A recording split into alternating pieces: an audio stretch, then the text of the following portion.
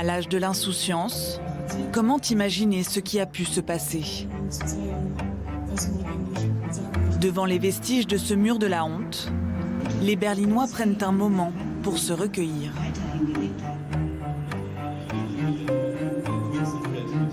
Cette semaine, Berlin célèbre les 30 ans de la fin du rideau de fer. On sent de temps en temps encore la différence entre l'Est et l'Ouest. Mais ces différences ne sont pas aussi fortes que ce qu'on peut voir sur ces images. C'est une toute autre atmosphère aujourd'hui.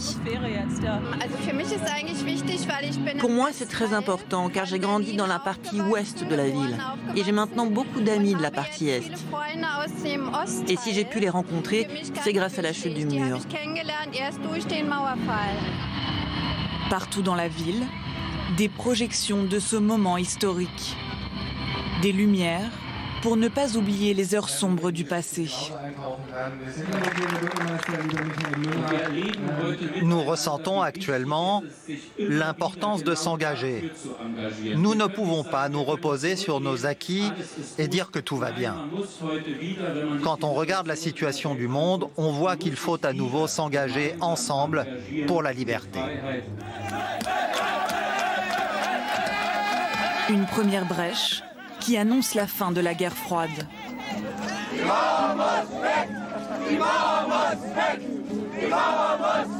Le 9 novembre 1989, les Berlinois ont rendez-vous avec l'histoire. L'effondrement de ce mur va déclencher un élan d'espoir partout dans l'Europe. 30 ans plus tard, cette vague de liberté inspire encore, comme ici, devant la porte de Brandebourg. Un artiste américain a rassemblé 30 000 messages d'espérance venant de toute l'Allemagne. Ça a été une expérience très profonde de rencontrer les gens, d'écrire les messages sur les banderoles et d'avoir des contacts très humains. Pour moi, c'est très fort car je viens des États-Unis, là où l'on construit des murs alors qu'on ne devrait pas. C'est une opportunité formidable d'inverser les choses.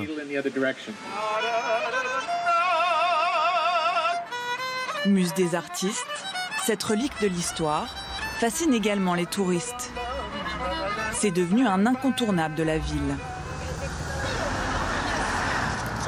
Vous voyez, on a acheté un petit bout du mur.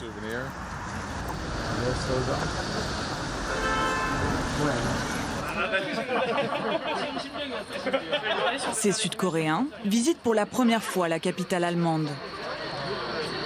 Pour eux, la disparition de cette frontière prend un sens tout particulier.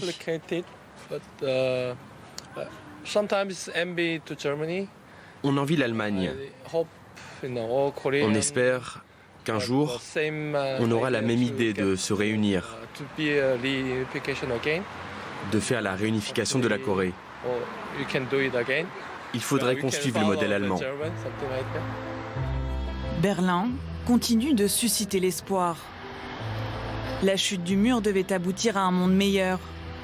Pourtant, 30 ans plus tard, ce n'est toujours pas la fin de l'histoire.